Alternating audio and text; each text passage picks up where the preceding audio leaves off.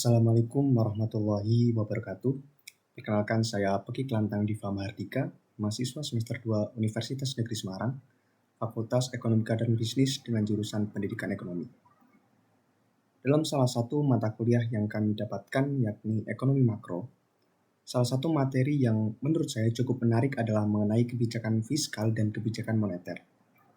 Kebijakan fiskal sendiri adalah kebijakan ekonomi yang digunakan oleh pemerintah untuk mengarahkan perekonomian dengan tujuan mengatur tingkat pertumbuhan ekonomi, menciptakan lapangan kerja, dan menjaga stabilitas fiskal negara, di mana kebijakan fiskal ini menggunakan anggaran pemerintah dan pajak untuk menstimulasi ekonomi. Sedangkan kebijakan moneter adalah langkah-langkah yang diambil oleh bank sentral untuk mengatur pasokan uang yang beredar. Tujuannya adalah untuk mengendalikan inflasi, mempertahankan stabilitas nilai mata uang, dan mendukung pertumbuhan ekonomi yang berkelanjutan. Biasanya instrumen kebijakan moneter yang digunakan yaitu meliputi menaikkan atau menurunkan suku bunga. Untuk kali ini, saya akan fokus kepada kebijakan fiskal karena kurang lebih 1 bulan belakangan sedang viral atau ramai dibicarakan mengenai bea cukai, di mana bea cukai dilansir dari beacukai.go.id adalah tidak hanya dipandang sebagai sebatas pungutan negara, tetapi secara makro, cukai dianggap sebagai instrumen fiskal.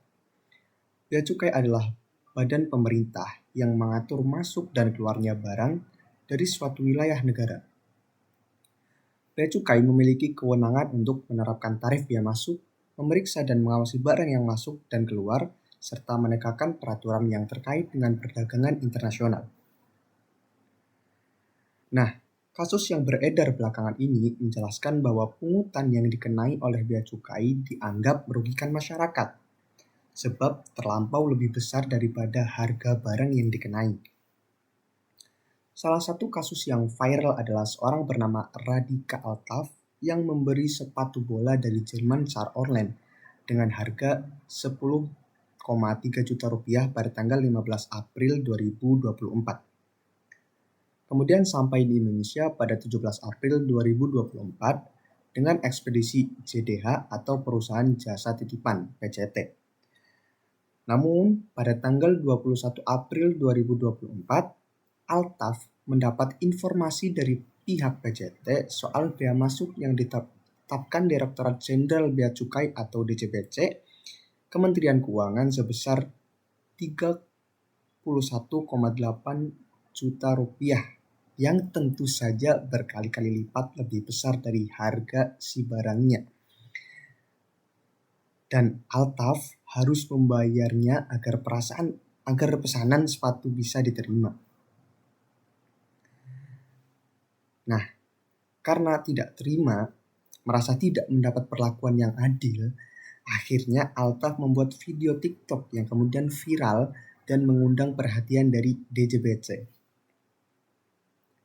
Penjelasan yang diberikan DJBC adalah besarnya bea masuk tersebut karena denda sebesar 24,7 juta rupiah. Di mana denda ini muncul diduga akibat kesalahan laporan data oleh pihak PJT pada pelaporan bea cukai dari 500 US dollar menjadi hanya 35 US dollar. Yang rupanya denda akibat kesalahan tersebut harus ditanggung Altaf selaku penerima barang atau pembeli. Di mana kemudian itulah yang membuat Altaf tidak terima karena menganggap prosedur yang diterapkan bea cukai ini merugikan masyarakat. Sehingga Altaf mengunggah video-video lainnya untuk mempertanyakan prosedur dari bea cukai tersebut. Hingga akhirnya sepatu yang Altaf beli dapat diterima tanpa harus membayar denda. Nah, dari viralnya kasus Altaf ini akhirnya muncul juga kasus yang sama yang dialami oleh pihak lain. Contohnya adalah Sekolah Luar Biasa A Pembina Tingkat Nasional atau SLB APTN yang tidak bisa menerima hibah Taptilo sebanyak 20 unit. Taptilo adalah alat belajar bagi siswa tunanetra untuk mengenal huruf braille dan kata. Alat ini menggunakan papan ketik atau keyboard yang bisa timbul otomatis dan bersuara. Taptilo yang didapat SLBAPTN merupakan hibah dari Korea Selatan. Taptilo tersebut tiba di Indonesia pada 18 Desember 2022. Selanjutnya, barang tersebut tertahan karena DJBC yang membutuhkan kelengkapan berbagai dokumen termasuk invoice atau bukti pembayaran yang divalidasi bank. Namun karena barang tersebut prototipe dan hibah, maka tidak ada harga untuk barang tersebut.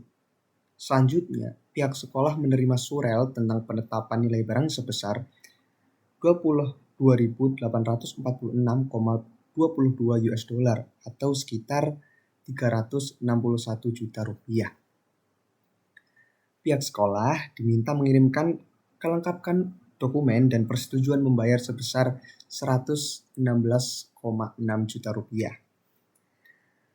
Melihat besarnya tagihan itu, pihak sekolah tidak setuju membayarnya karena merupakan barang hibah alat pendidikan untuk siswa tunanetra.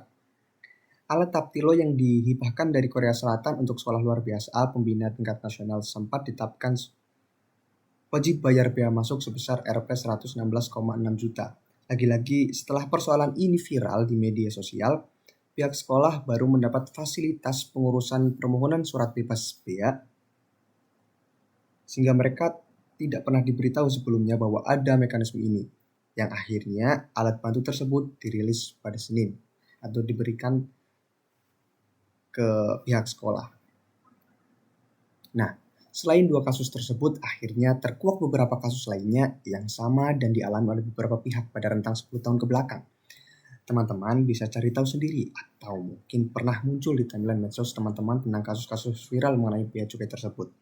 Nah, dari kasus itulah kemudian saya tahu bahwa instrumen-instrumen yang berkaitan dengan kebijakan fiskal ini masih banyak merugikan masyarakat. Mungkin kebijakannya sudah benar, hanya prosedurnya yang kurang tepat. Atau mungkin pelaku yang bertindak di lapangan tidak bekerja dengan baik. Terbukti mereka terkesan takut ketika kemudian menjadi viral.